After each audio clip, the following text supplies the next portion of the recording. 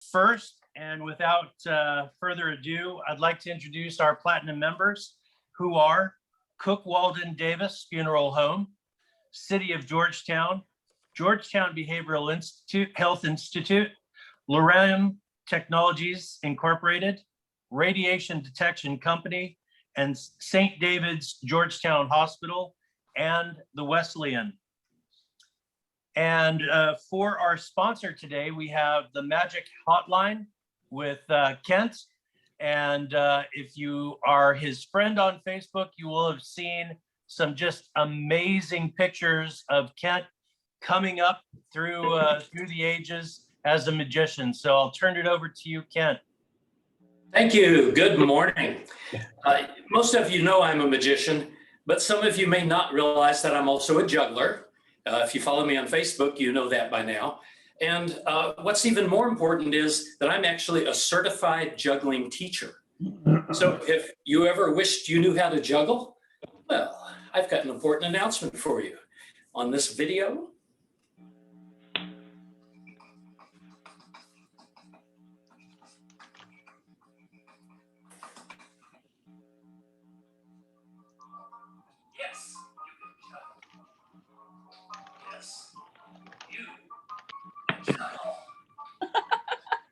You can juggle. I can teach you how.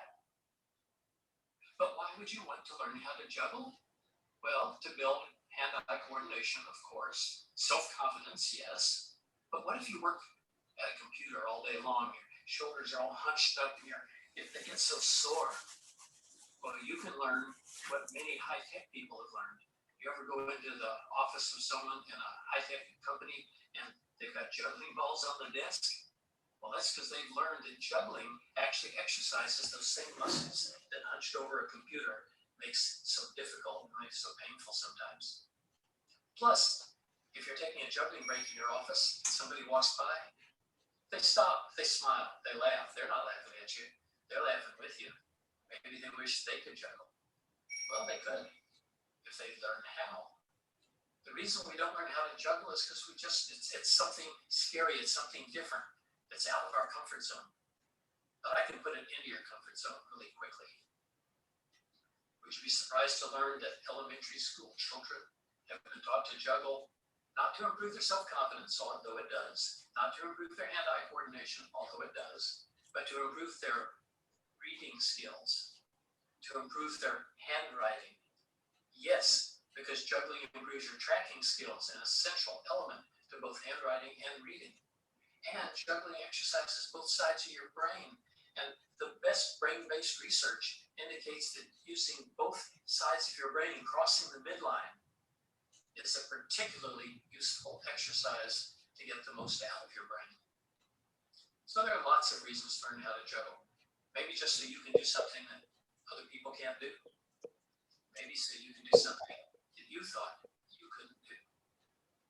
But yes, you can juggle, and I can teach you.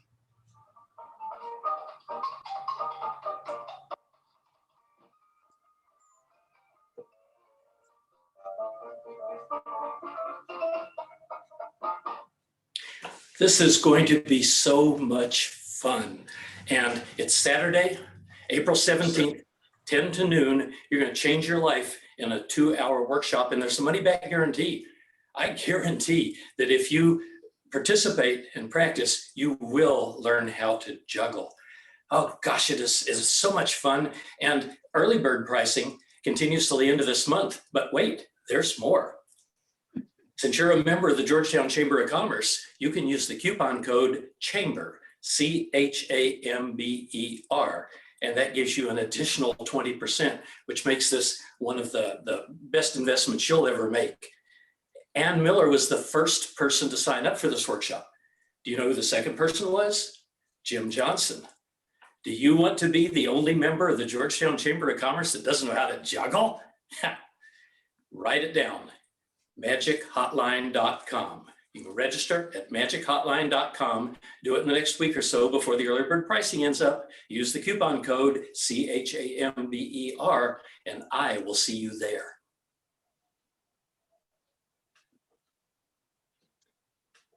Thank you, Ken. That was awesome. Well, good morning all. I'm Nick Leschke, and before I introduce our speaker this morning, a little bit of housekeeping. We're going to turn off the chat function during the presentation. We'll turn it on later on for questions. We just don't want to interrupt the speaker this morning. And our speaker this morning has been working with Kimley-Horn for the past 7 years, serving a variety of clients, including municipal, county, state, and private development sectors. He is a licensed professional engineer in Texas with a specialty in traffic engineering, as well as a subject matter expert in transportation funding and planning. He has been serving the city of Georgetown on projects dating back to 2015, including the ongoing transportation impact fee study and 2021 mobility bond program development. Without further delay, please welcome Jake Gutekunst, and we will switch to his presentation now. Thanks, Jake. Thank you very much, Nick. As far as the presentation goes, I actually have one thing that we need to do first, which is introduce Myra Cantu with the Office of the City Manager. She actually has to do a quick bit on Spanish language. The state law requires that we translate all of our materials into dominant language, and in Georgetown that is Spanish. While we're not doing the meeting in Spanish, we're going to make this announcement in Spanish, and then I'll get started. So she's just going to say a few words to let folks know the information that we're presenting is available on the bonds.georgetown.org website in Spanish, and to email us if they need more information. So Myra, I'm going to pass it over to you real quick. Thanks, Jake. Esta junta se llevará a cabo en inglés. Sin embargo, la información compartida está disponible en español en bond.georgetown.org. Si necesita ayuda para encontrar o comprender esta información en español, envía un correo electrónico a pio@georgetown.org. Thanks, Jake. Thanks, Myra. So thank you all at the Chamber for having us this morning at Breakfast Links. I'll have about a 10 to 15 minute presentation to talk about the upcoming mobility bond, which has been called by council. And today's presentation really is just to inform and to just let the folks on the call know what's in it. And then we'll have a slide at the end for questions. So first off, just to cover previous bond propositions, 2008 and 2015, there were mobility bonds that were passed. And just so everyone's aware, the projects on the screen, 5 of those from 2008 and about 7 from 2015 are going to be substantially complete by next year. There are some projects that are not listed from these, which I'll get into in a minute, that have not been completed that I'll cover on future slides. So what's the purpose of this bond? Really, the main 2 points of this are connectivity and safety, but it's also a comprehensive mobility bond that looks at things from all modes of travel, whether that be driving by car, delivering sidewalks as previous bonds have been doing to fill in gaps or fix and repair sidewalks, and really to connect among and through neighborhoods. One of the things you'll notice in a lot of our projects is a focus on enhancing roadway network capacity, especially in places that are experiencing a lot of traffic congestion and high volumes. So most of the projects that are included are going to add lanes of travel as I go through those here in a moment. We did want to mention that we had a pretty robust public engagement process back in July of 2020, which seems forever ago now. The Georgetown Council at that time appointed a group of 16 folks, two per council member in the mayor, and then 2 at large. And those committee members met a lot. They spent a lot of hours into reviewing projects and coming up with a recommendation for council's consideration this past January. They met on a monthly basis and sometimes multiple times a month for several hours to review potential projects. And it also composed members of folks that had seen the previous bonds as well. So there was some of that institutional knowledge in that group. We also took a lot of information from the public through 2 surveys, as well as a town hall that we conducted back in November. So there was a website for all this information as we were going through and selecting projects, and got a lot of good feedback. So as far as what's being authorized, this is proposed to be a 7-year bond term. So if authorized, it would be 2021 through 2028. And I mentioned a minute ago, there is some authorization left over from the 2008 and 2015 bonds, totaling about $30 million still left that has not been allocated or has not had debt issued on it. And so really what matters most, I'm sure to most folks listening on this, is what's the tax rate impact of these projects? And to complete them, which is 120 million in projects, it would be a 3-cent tax rate impact. And I mentioned that there's that previous bond authorization. So why it says 90 million on the bond authorization is because it's 90 million in addition to the old 30 million to get to that 120 million in projects. So I'm happy to answer questions on that at the end. So I want to walk through the projects as I mentioned. Pretty much all of these roadway projects are going to include adding lanes. Southeast Interloop is one of those. This project runs from 1460 all the way around to 29. And what this is doing is it's taking it from the current section with 2 lanes and a center turn lane and widening that out to 4 lanes in some places with a center turn lane and in some places with a median. This project's about 3 miles long, and it's also going to add a shared use path contiguously on one side of the street. Shell Road in the northwest part of town. This project is going to take the current 2-lane road that runs through that area, which is rapidly developing, and it's going to widen that out to a 4-lane section up to pretty close to Georgetown Village is kind of a general area. It's near Sycamore Street and some of the school and other things in that area. And this one will also have a shared use path on one side of the street. This one's a little different. So Williams Drive, this actually includes money to both fix existing sidewalks that have problems and fill gaps along the entire length, all the way from DB Wood or Shell Road back down to 35. And then it's also going to include replacing the center turn lane with a median in some locations and openings and left turn lanes on the length, which has been shown to increase capacity by anywhere from 10 to 20% for throughput along the roadway to remove those conflicts and make the corridor safer. DB Wood Road, there's a current project right now under design to widen from 29 on the south end up to Oak Ridge, which is just south of the Lake Georgetown Army Corps area. And then this project's going to take that all the way as a 4-lane section up to Williams Drive. So you'll basically, after the completion of the 2015 bond project, and if this is approved, you would have a 4-lane roadway all the way from 29 all the way up to essentially at Georgetown Village or Sycamore Street if both of those projects go through. Again, this one's going to have a shared use path, 10-foot wide path for bikes and pedestrians on the west side of the road. Leander Road, this project had been started previously, but then there was funding pulled from Campo for other priorities. And so this is to actually complete the work that was started on Leander Road to widen it to 4 lanes on the southwest side of town. This basically takes it from the existing school down to the southwest bypass. And so it's going to fill the gap that's needed there to actually finish design and construction.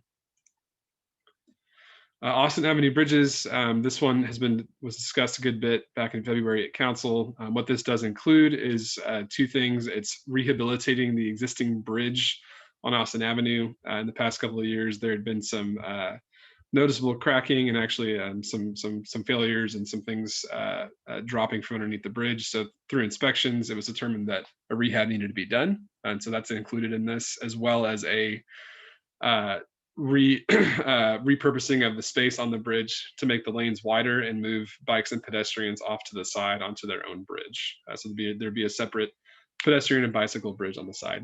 That one's been under design for a bit of time, and this one's been in discussion a long time, but this would actually fund completion of that project.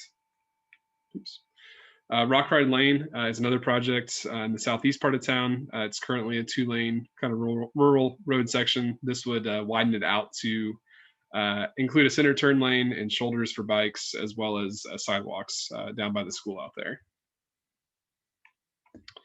And then we have a couple of partnership projects with Williamson County. So Williamson County, as some folks know on here, had the 2019 bonds.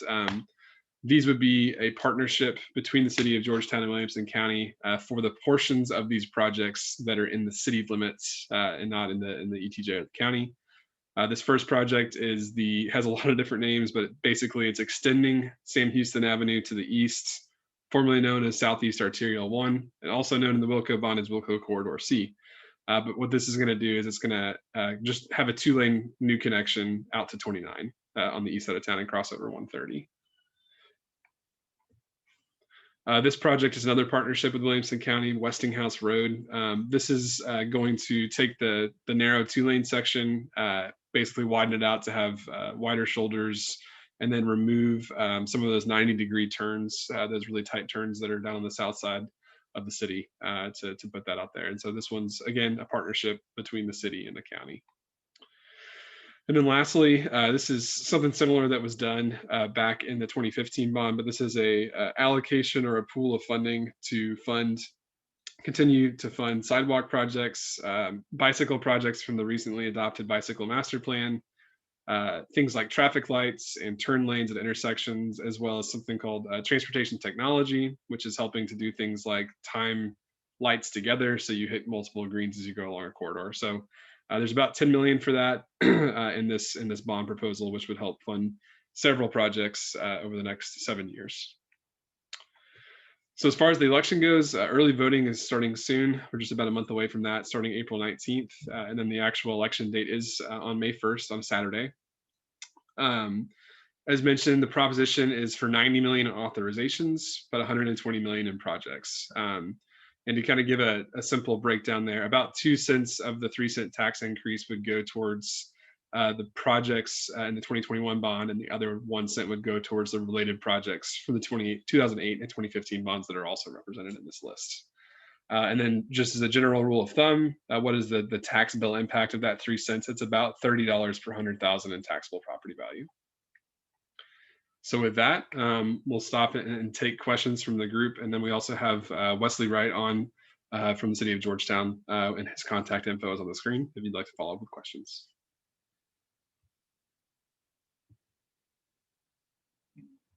All right, hold on.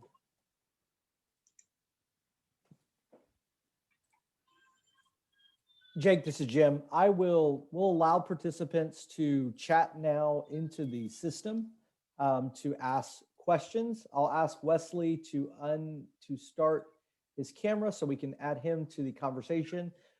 Prior to the presentation, Jake, we did receive a question regarding the Williams Drive section of the bond.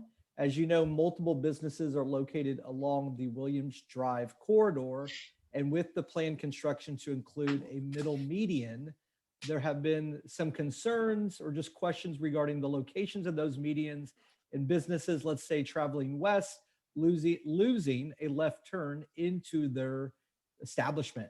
I know this is right now just talking about, funding it, but possibly could you speak to the design process for the Williams Drive section specific to input for businesses and their involvement in the left turn? You get what I'm saying. If there's a concrete median and I'm turning left into my dry cleaners and I lose it and I have to go a quarter mile up the road, it's much needed for safety, but just curious how businesses will be engaged in that process. Yeah, I'll take a short stab and then maybe Wes can follow up on me on this one. But there's been a access management study that is yet to begin, that's been in the works for some time. But that process would happen prior to any design that would occur on the corridor for median turn lanes, which would include a pretty substantial reach out to business owners along the entire corridor, as well as some open house type settings to discuss where those types of openings and turn lanes would go. And one thing I do want to make clear is that this wouldn't have just a median in the entire stretch. There's definitely going to be several special targeted locations for left turns in and out and openings all throughout the corridor. It's not intended to eliminate them completely. It's just to consolidate. So Wes, you want to say anything about that? I think you covered it pretty well, Jake. Good morning, everyone. My name is Wesley Wright. I'm the engineering director for the city of Georgetown. Appreciate you having us, letting us come talk to you this morning. The Williams Drive question is a good question, Jim. I appreciate you bringing it up. I've gotten it probably half a dozen times, and Jake hit the nail on the head. This is a proposed 7-year bond program. If the if the voters approve the bond program, work on Williams Drive will not start at the end of May. The projects will be spread out over a 5 to 7 year timeframe. And as Jake mentioned, we are in the process of developing a request for proposals, request for qualifications for an analysis on where these medians should go. And as Jake said, we will conduct a robust public outreach. I think, I assume we will be begging Jim for an audience here with the chamber, with the Georgetown Developer Alliance, and we will be knocking on doors as well. You'll probably get sick of seeing us and hearing us, I hope, is the goal. And we will certainly involve some businesses. The example that you gave, Jim, about possibly having to go a quarter mile down the road to get to the cleaners, those situations may come up, but in all honesty and in all fairness, we have not laid out any sketches on where medians would go at this time. We're going to take a step back and we're going to look at what is best for traffic, what is best for the businesses, and what is best for safety. And we're going to do that in a comprehensive study. We are going to send that solicitation out. We have not chosen a firm yet. We're going to look at resumes of firms that are qualified to do this, who's done this somewhere else, and then we will engage them and start to engage the community possibly as early as this summer. But I do not expect Williams Drive improvements to be one of the first projects that gets done, assuming the bond program passes. Council has not laid out a priority yet. Once the bond program passes, we will talk about that. But in all honesty, again, I would tell council, we're not ready to go on Williams Drive yet. We need to go through probably a year-long process of scoping all that out and making sure that everybody's heard. I can't promise everybody will get exactly what they want or exactly what they have today, but we're not in the business of cutting off access for folks. We understand how critical that is to everybody.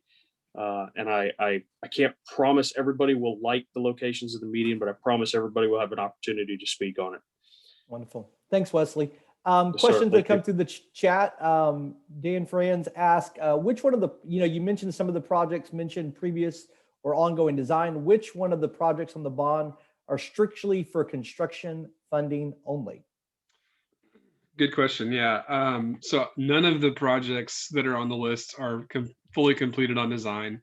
It's a good question, Dan. But there are two on the list that I'd mentioned, Austin Avenue Bridges and Leander Road, that had previous work done on them that are not yet complete. So there was some prior investment on those two projects through studies and some schematic development, and in some cases right-of-way acquisition for the future projects, but they never actually had funding to finish the design and construction. So none of them are explicitly just for construction. Wes. Wes, yeah. Oh, you can't unmute. There you go. Unmute your. Sorry, yeah. Now you can. I apologize. Once you mute Thank yourself, Wes, we got to do it for you. So apologize. I see you trying to get the. That No, was a good hand signal, Wes. Go ahead, sir. No, I like it. Yeah, no, I want to blab for a second. Sure. We'll let you. Then I'll meet you again. So no, just easy. Absolutely. Our in the road bond program also, I'd add that our potential participation in the Sam Houston extension and Westinghouse Road would go to construction as well. The county is well under design on those projects. The city will not participate in the design. Our funding would go to construction on those two. We would not be administering construction on those roads. It'll be the county. We'd just be writing a check, but those dollars too would go to construction. Sorry, one more thing I wanted to add is, I know in previous bonds, there had been some projects that were for design only. That's not the case in this bond. Everything is for the full soup to nuts, design to full construction. So I just want to make that clear. Wonderful. Guys, there's a question on DB Woods. As some are familiar, there's a plan to eventually straighten DB Woods to kind of meet the Southwest bypass. There's also significant, development taking place right, south of the dam, with Georgetown ISD's purchase of property. Is there, when it shows that we're expanding DB Woods, but it's going to be straightened, can you talk a little bit about some of the conversations? And I'll say from the bridge over the river further south, and what's going on with that, and kind of some decision making with that project. Yeah, Jake, I'll take a crack at that. As far as DB Woods goes and Southwest Bypass goes, I've noticed there is a little bit of confusion in the community with some folks about what road is going in when. And DB Woods is not the Southwest Bypass. Some folks think that it is, and some folks think that Southwest Bypass north of 29 was part of the 2015 road bond program. It was not. And it is not proposed as part of the 2021 road bond program. Only DB Woods is. And the 2015 road bond program included design and construction dollars for DB Woods from 29 up to Oak Ridge, Oakmont, the mid street, the about halfway to Williams Drive. We are under design on that right now, and we will be reaching out to the public, especially those homeowners that front DB Woods Road. We'll be working with them in the near future to get that design going. Don't think we have any right of way. Right of way is pretty well acquired in that area as part of the development. So we hope to move through design real quick on that section. As we move forward to the north, assuming the road bond program is approved, there's not really a plan to straighten out DB Woods Road. The curve might be lessened a little bit, but as far as making it a straight road, as of right now, there is no plan to do that. The Georgetown ISD owns some property in that area, and Jim Avan is the principal property owner in that area. From my understanding, Mr. Avan is working on some land planning and starting the initial phases of planning for development of that site. If he comes to us and wants to straighten out that road, we'll certainly work with him, but it has not necessarily been a priority to straighten out the curve. We can make that work with reasonable speeds and it can be safe. Right there at the curve is where Southwest Bypass will ultimately come in, but discussions on moving forward with Southwest Bypass were not even had with the road bond committee at this time. It was not even a project contemplated by the road bond committee for 2021. I think it's going to require Mr. Avant and a few others in that area to develop before we actually consider moving forward with Southwest Bypass. But I hope that answers the question on DB Woods Road. There's not a hard and fast plan to straighten it out. If we can remove a curve, we certainly will. But curves do actually have a benefit in roadway design, and that is they kind of slow people down a little bit. Whereas if you have a straightaway, you're more liable to pick up speed. That's part of the reason why you see a lot of curved linear streets in neighborhoods. It generally slows people down, but that's not why the curve's there. Okay. Perfect. So one of the questions regarding, and you can see in the chat, what were the main factors that drove the 30 million favorability from past bonds? Are there any similarities to projects in this bond? Jake, you raised your hand. Yeah, Take it away, bud. I'll take a stab at this one. Yeah, so there's so that 30 million figure, I think I mentioned a minute ago that some of the past bonds had design funding for projects such as Shell Road and some of the other projects on here like Southeast Interloop. And so some of those projects haven't even begun design. And so there was some funding left from those. But again, those past bonds didn't have the money to get all the way to construction. So there's definitely some overlap with those design onlys from past years. There's also some authorizations back to 2008 for things like Southeast Interloop or Southeast 1, where we can actually use some of those authorizations for the city's partnership with Williamson County on some of these projects. So there is some overlap, yes, but the intent is to complete all of the overlap through this bond. Wes, did you want to add anything? The only thing I'll add is that $30 million that's available isn't just because we didn't do projects. A couple projects did come in under budget, most notably FM 1460 from, I guess the railroad is actually where it connects, Quail Hollow area, I think. FM 1460 was a partnership project with the city, Round Rock, and TxDOT. That came in $4 or $5 million under budget. We were just shocked with bids. We thought it'd be 18, and I think it came in at about 12 or 13 million. So that's big part of that 30 million as well. Just projects that did not exceed budget. Thank you, Wes. Question that just so the group can know, there is a tax rate increase. The election would be May 1st if it's approved. Are they seeing these tax rates May 2nd? Will they, talk a little bit about when that tax rate would go into effect? I think the intent is to start projects immediately. I can't speak for council. And as I said earlier, we have not prioritized projects yet, but just me personally thinking about how projects are moving forward. I know Williamson County is ready to go with, or very close to ready to go with Westinghouse Road. and they are aggressively pursuing the connection for Sam Houston SE1 out to 29 East. That's a big chunk of this proposed bond program. We are already moving forward with DB Woods Road, a portion of it anyways, and we are already moving forward with a section of Southeast Interloop that is currently under construction from Austin Avenue to 1460. We are widening that to 4 lanes. That's not part of the bond. That's actually G-Tech, the Transportation Enhancement Corporation. They use sales tax dollars to fund some road improvements. I could see all of those projects moving forward quickly. And I think the intent is for the voters to approve. Let me back up just a second. The mayor might want to chime in on this a little bit too, because I'm speaking way out of my depth. But I think the previous bond programs, we've set a precedent of being able to accomplish those bond programs without raising taxes, even though in 2008 and in 2015, the voters were told, well, you're going to see a tax increase. They never did. They actually saw a minor tax decrease just in the last 10 years, 8 years that I've been here. And I think the intent is, and the understanding is, we cannot do these projects without a tax increase.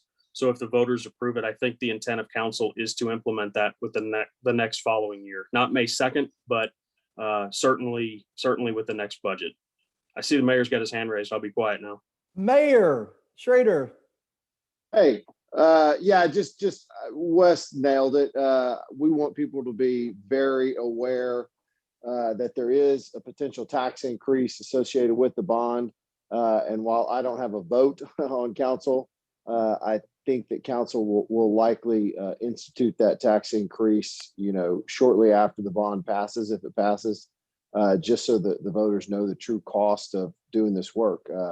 There is absolutely always the possibility that growth in values and volume allow us to complete the projects without a substantial tax increase. But I would anticipate seeing a 3-cent tax increase shortly thereafter this bond passes. And we just want to be real honest and upfront about that and let the community know, hey, this is what it's going to cost to perform this work. Nothing's free. And, this is what's going to happen. So hopefully that helps. Thank you, Mayor. Yes, thank you, Mayor. We'll move you for now. Wonderful. Jake, you touched base a little bit on the Austin Bridge project, and I know we spent just a moment there. You said that one was discussed heavily. I just wanted to give you a little bit more time to explain, as that is a major corridor going into the most beautiful town square in Texas. If you wanted to touch base a little bit about the conversation that was taken and really what's taking place with that Austin Bridge construction. Yeah, so just to be clear on that one, I'll touch on the scope, and then I think the timing. I think that's another thing that came up quite a bit, and what kind of traffic would look like during construction. Those are kind of the 3 things that got talked about a lot. And the scope is the first one. So really what's happening is there's a biannual inspection done by TxDOT on those bridges to see what if they're deficient or not. And it's come back as deficient. It doesn't mean it's unsafe to drive on. It just means that it's deteriorating and needs reinvestment to fix. It's about 80 years old, just for context. It's a pretty old bridge. And so this would actually allow for a lot of different things. There's some environmental things that have to be done as part of the process, design, and it takes probably several years to get through the rehab process, just from a lot of coordination that's required and sensitivities on that. It's also a historical bridge, so there's historical things that have to be maintained based on the age of the bridge. So this scope would get through that process. It would fix the bridge. There's currently some narrow sidewalks on it, so that would go away, and the lanes would get widened on the bridge as part of this, and that's why there's also a separate pedestrian and bike bridge. And so I also mentioned the timing of it. Like I said, it's going to take a few years before I think you would probably see activity, and they can also sequence it where the pedestrian bridge would happen on the side first, and then the lanes could occur. That doesn't have to occur simultaneously. Those could occur separately. And then lastly, the intent is to keep at least 1 lane of traffic open in each direction throughout construction. I know that was another concern for the business owners in downtown. So I think I covered it all. Thank you so much for that. Oh, simple question. Can they get copies of the presentation afterwards? I think people want to look at these projects a little bit more in detail. I assume that will be available, Jake and Wes, for that. Yes, I'll add a short caveat. Kind of towards the beginning of the presentation, we had to do the Spanish translation. There's a really strict state law requirement that we have both of that. So there may be a little bit of a delay getting the Spanish versions of these things up. But the intent is, yes, to have that on the website with the project sheets. Thank you so much. I do see. And Go ahead, Wes. Jake, is there any reason we can't email this to Jim that he can email to the chamber members? I don't think so. I'll check with the legal bond counsel on that. But yeah, we'll I think there's also a recording of this too. So Yeah, and then yep, and then bonds.georgetown.org is the website where most of this information is. And my email is on the last slide. If you have questions on specific projects, want to dig deeper in anything, as Jake said, most of this, all of this, none of this has been designed except for those county projects. But I'll help you with any specifics that you need. Well, guys, it seems like y'all are, to use our sponsor, juggling some things, so many different projects going around here. So we appreciate your time. I do see Councilwoman Calixto on the call. Mary, if you want, I can unmute you and see if there's any comments that you wanted. I just see you were on there. I want to, one of our, pause for a second. She might. Well, wanted to give her the opportunity. I saw that. Oh, there she is. Mary, did you want to say anything? I was just trying to unmute this.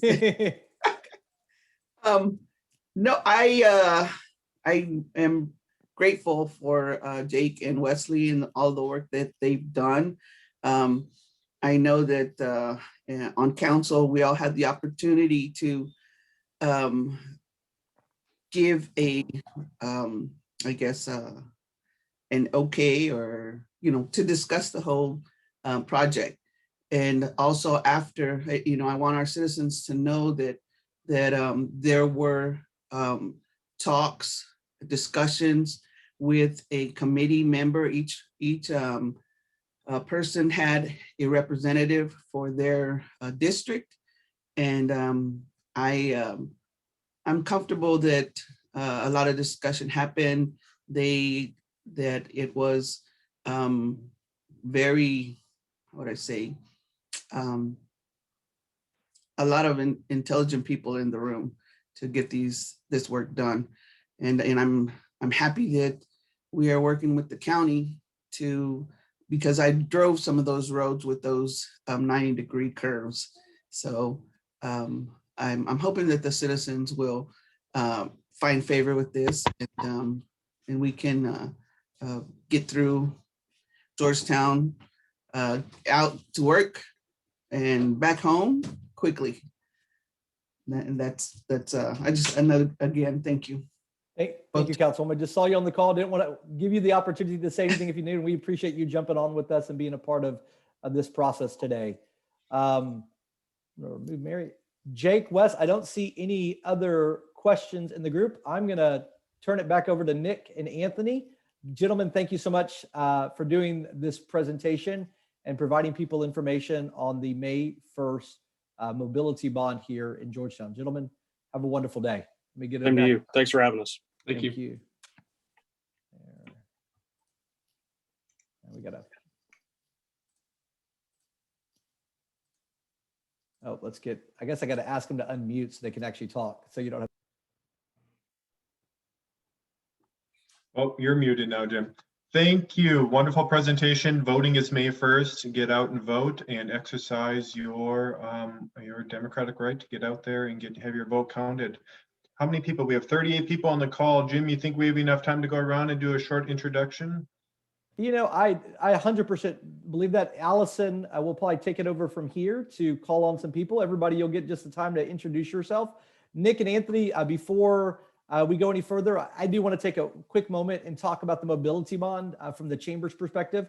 The city is providing information, but groups like the chamber can put out statements in support of these areas. And the chamber's board of directors at our February board meeting did pass a motion to support and to encourage our members to vote yes on the mobility bond on May 1st. I know Ron Garland is on the call as well. Ron Garland is with the mobility pack. You've started to see those signs. Ron will put his information in the chat as well. But Nick and Anthony, I'm going to turn it back over to Allison for the opportunity to call on people for introductions. Allison, I assume you're ready to go. Oh, you're muted. There you go. Yeah. Go ahead, Allison. Okay. Let's do Ali, then Ann Kaiser, and Ann Miller. Oh, let me do this. Hold on a second, Allison. They couldn't unmute themselves, so now they can. So Ali, now Ali can go. Hey, Ali Van Dyke with the City of Georgetown. Thanks for having me. Right? Is that what you wanted me to do? You did great, Ali. You perfect job. So Morning, Ann Kaiser, ambassador with the Chamber and representative for a City Post Chop House coming soon. Ann Miller, Community Impact, proud to be the recently released #1 local news source in Georgetown. Do Jerry, then Larry, then Steve. Jerry Berry Mauston, Realtor with Berkshire Hathaway, Chamber Ambassador and member of Rotary Georgetown. Larry Copperman, I'm a retired attorney at law, volunteering to help out with the Chamber in any way possible. Steve Farnham, For Nomads Travel, return to travel, give us a call. Travel's coming back. Let's do Ron, then Ashley, then Audrey. Ron Garland, ambassador for the Chamber, member of the Rotary Club of Georgetown, but currently the chair of the Georgetown Mobility Coalition, PAC. We are designed to help educate our residents and citizens and encourage them to vote yes on Prop A. As Jim had mentioned with the Chamber, on May the 1st, we need the road improvements in Georgetown. Hi, good morning, everybody. Ashley Bucell, owner of Frida's Kitchen.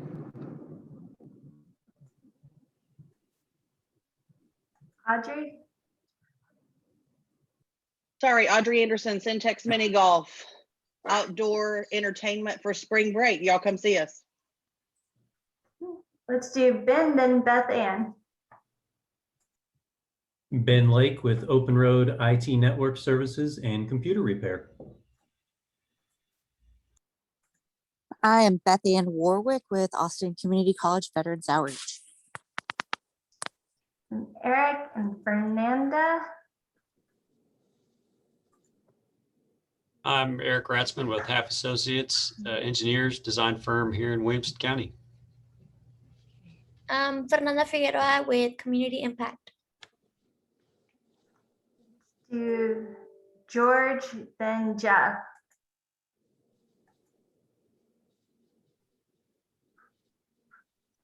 George? George Lorgan with the Federal Savings Bank. All your mortgage needs, let George do it. George from Georgetown.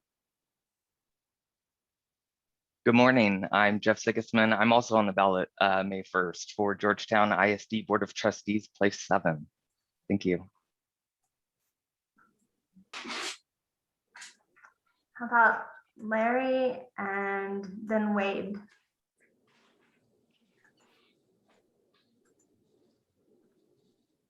Hi, Larry Copperman, I'm a retired attorney at law, and I'm here to help out in any way possible with the Georgetown Chamber of Commerce. Good morning, Wayne Reed with the City of Georgetown. I'm an assistant city manager. Allison, Wade Benton can go next. I saw he's there too. We have 2 Wade, so we can let him go. Hey, good morning, Wade Benton with Garver Engineers. We're an engineering firm located here with offices in Georgetown. Mary, you want to say anything? I'm running for council again, and hopefully I will get voted back in. Thank you. Brad Curley?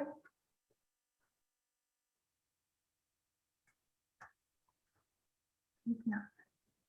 Muted. Okay. Is there anyone we haven't heard from? Kent Cummins. I see Kent. I'll say Kent, your turn to go, bud. Good morning. My name is Kent Cummins. You can register for the juggling workshop at magichotline.com. Special thanks to Kent for being our sponsor today. Magic Hotline has some amazing offering. How about the chamber staff? Also Dana, then Linda. Hi, everybody. I'm Dana Sanders. I'm the business manager here at the chamber. Linda, then Kayleen. Linda's muted.